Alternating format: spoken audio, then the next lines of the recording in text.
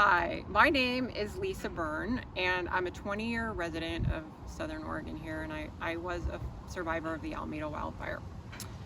You know, I wanted to mention a couple things about zone groups. I was asked about that, and zone groups are really, really special, and they've really helped me out, and I want to tell you why. When I found out about the group, I was at the lowest point in the fire recovery and really in bad shape. And I don't know where I'd be without the group. They were paramount to my kind of getting my feet back under me and getting my life back together again. The thing that's hard to understand is disaster recovery can take years. So it's not a quick process, and you need ongoing support. I needed a lot of different kinds of support. And the group gave me a place to turn when I was alone. It gave me a place to share and to meet others who had gone through what I'd gone through, and I could be seen and understood there.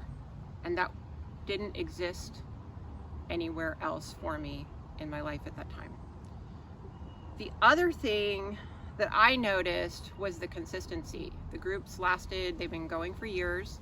It's the same time, and nothing else in my life was consistent. When you're a disaster survivor, everything that you've ever known and that has been stable can disappear overnight, and it does not easily and quickly come back together again. So it offered like this anchor in my life that I really needed, that was very valuable. It was also an unexpected like hub of resources. Suddenly there was other people who were sharing, there was captains who had information, and it was 100% transparent. So the reason transparency was really important is when you're working with huge federal agencies, frequently the process is the opposite of transparent. So I got transparency, there was other humans, I was able to share, I was supported, I was encouraged. And there's more, because there was actually problem solving. So captains are people who were humans, they were in the, they might have been in the disaster, they might have been a survivor, they were compassionate, they were available, you could reach out to them. And there was one time I had a problem, I needed something to happen fast, it was huge, I needed a place to put an RV quickly. 24 hours later, within a few minutes they made a phone call, 24 hours later I had a place. And it was because of those network and those resources were available to me.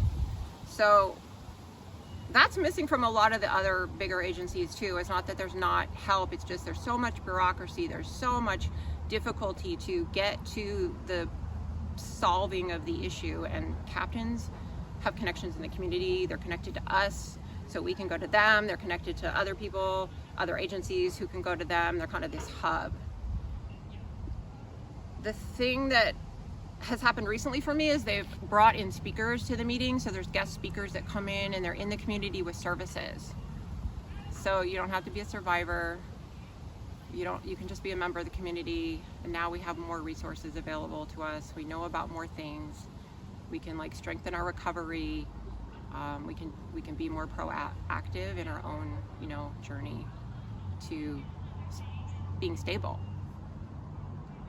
And then the last thing that I really want to talk about is the bus. There's this bus that we get to go on. All the participants together on a bus get to go visit some of the housing developments that are being built right now. It's taken years, and it's going to take years, but we can see the actual units that are being built. There's architects, there's developers. It's a really visceral experience that didn't exist before this. And the people on the bus next to us might be politicians, they might be agency organizers, they might be representatives from relief agencies, there might be survivors, zone captains. Everybody's sharing information, and we're learning from each other, and we're seeing eye to eye. That was missing too. That's almost non-existent in the bureaucratic relief process at the paperwork level. It's a very paper before people process, and the zone groups and meetings and events and captains is a people before paper process. So what this has done for me is allowed me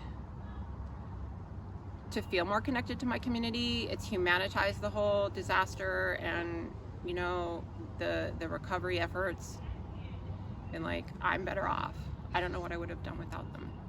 I probably would have, my recovery would have been so much harder, and it was already the hardest thing I've ever gone through in my life as an adult. So that's all I want to say.